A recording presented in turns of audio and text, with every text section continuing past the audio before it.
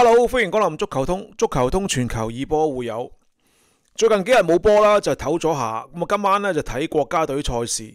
場波咧就係歐洲國家聯賽歐國聯嘅爭奪冠軍嘅一個半準決賽。咁荷蘭呢就對住西班牙啦，結果係2-2嘅比分啦，就係和波嘅。咁啊，兩回合計咧就呢個只係頭90分鐘。過幾日仲有第二個 back to back 啦，就係荷蘭會翻去作客啦，對住西班牙嘅。咁呢個即係勝者咧就將會係出線啦，去到4強，咁啊再爭入決賽啦，最尾咧爭今屆嘅冠軍。咁然之後今年咧就都幾搞笑啦，就歐國聯方面嗰個成績咧就楞咗落去咧世界盃歐洲區外圍賽嗰個分組上邊。荷蘭、西班牙方面之間嘅勝者呢，就將會分喺歐洲外圍賽方面嘅 E 組嘅，咁啊會同土耳其啦、格魯吉亞啦同埋保加利亞一組，咁啊輸嗰方呢分去 G 組啦，咁啊同組呢有波蘭啦、芬蘭啦，仲有立陶宛啦同埋馬耳他。其實好明顯地呢，我覺得 G 組係弱過 E 組嘅。因為土耳其格魯吉亞都係上升期間嘅球隊啦，保加利亞都唔係好弱嘅。咁而你 E 組嗰邊、G 組嗰邊呢，其實啲波蘭就落緊嘅、跌緊啦、老化啦。芬蘭啊、立陶宛呢啲其實都相對係比較次級啲啦。即係所以其實如果荷蘭、西班牙邊隊波輸咗，即係俾人淘汰嘅話呢，反而喺歐洲區外圍賽呢就會得到安慰嘅。咁如果晉級嗰隊波呢，咁當然可以入去即係準決賽啦，咁有機會爭今年嘅冠軍啦。咁但係踢多2場歐國聯嘅賽事，所以其實喺嗰個心思上面呢，我覺得大家都冇太多包袱。所以其實今日場波呢，我覺得都幾好睇嘅，即係上落個轉數啦，係比較快啦，同埋個節奏比較明朗。因為早段時間又睇咗一啲亞洲區嘅世界盃外圍賽啦，即係賽事相對質量就比較低啦，同埋的而且確喺嗰個拳到肉方面嘅程度咧，就當然不及呢一場荷蘭對西班牙咁高啦。咁呢場波其實上半場45分鐘好快過啊，嘭嘭聲咁啊已經時間到啦。即係同亞洲區啲賽事相比咧，根本就係蚊比同牛比嘅。咁睇翻喺嗰個過程上面嚟講啦，兩邊嘅入波咧就係西班牙比較早段時間入波先嘅。咁啊呢個阿力高威廉斯咧就接應隊友嘅右路傳送啦，咁就輕鬆啦，就係推射搞掂1-0。咁但係荷蘭亦都好快將個比分追翻平啦，加普嘅左副位抽射，咁就追平。下半場開波無耐啦，咁啊由列恩達斯啦後上啦接應啦，就係費林邦嘅右邊傳中啦，趟射遠處啦，亦都令到對方嘅主力門將啦西蒙啦就冇辦法撲救嘅。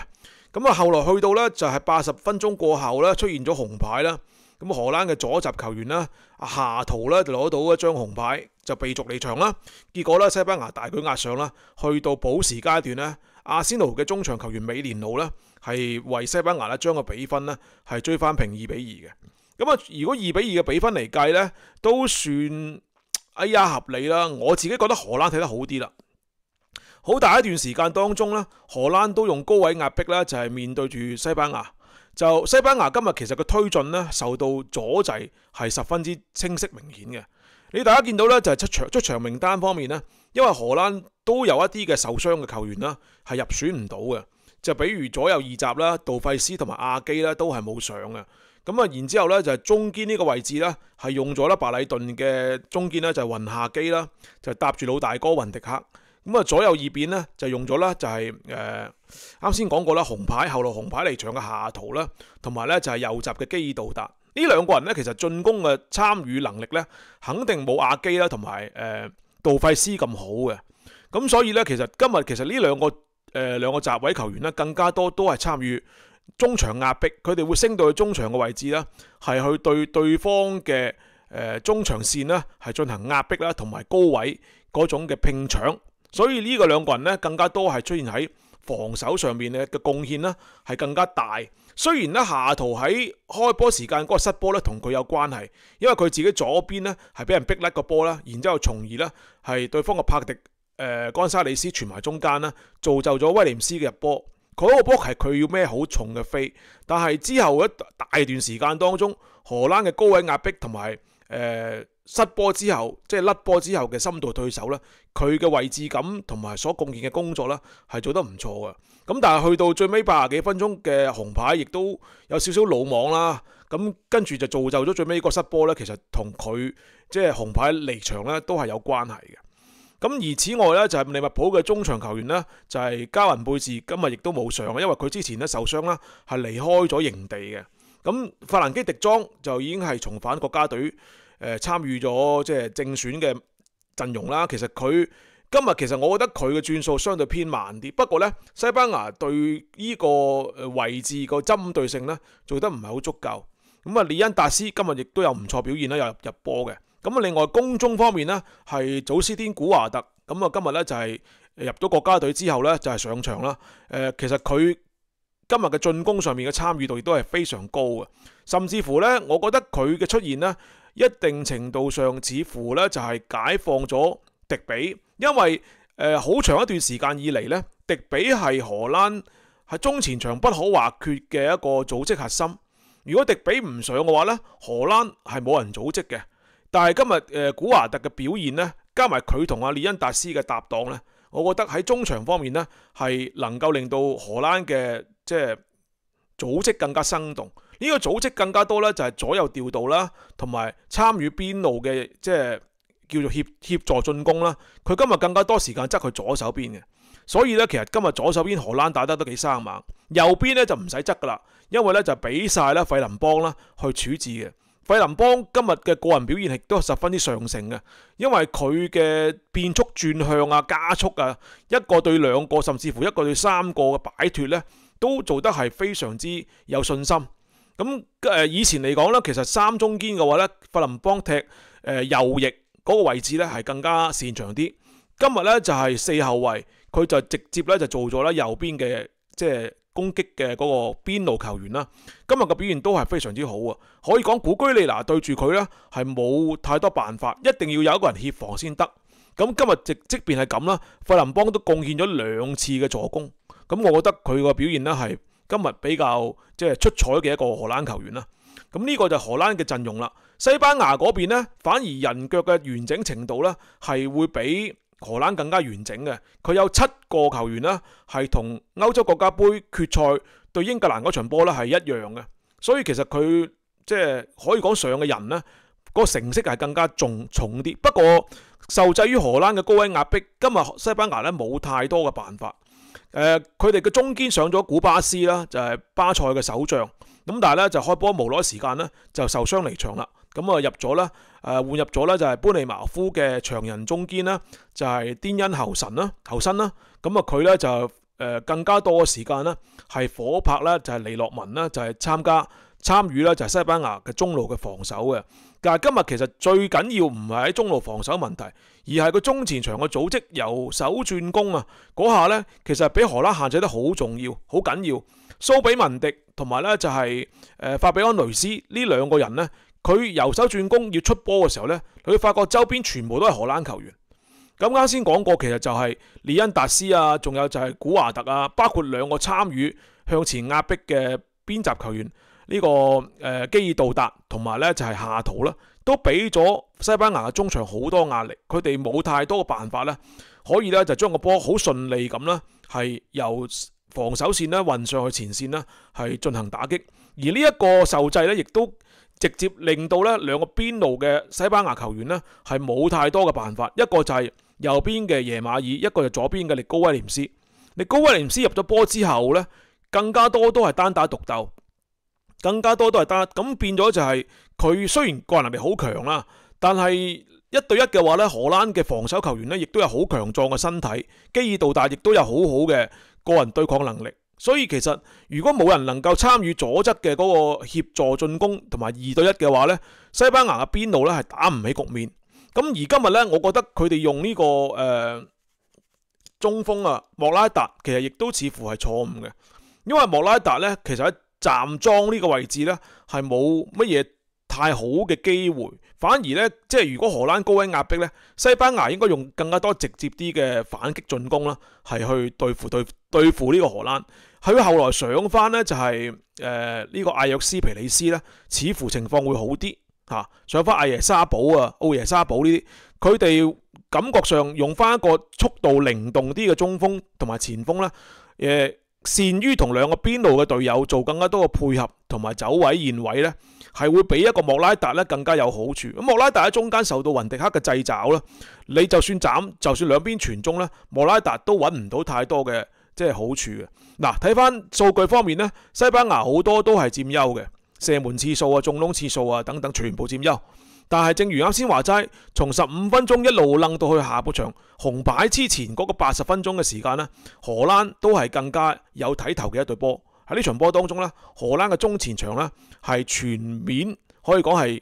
壓過啦西班牙嘅啊。咁即係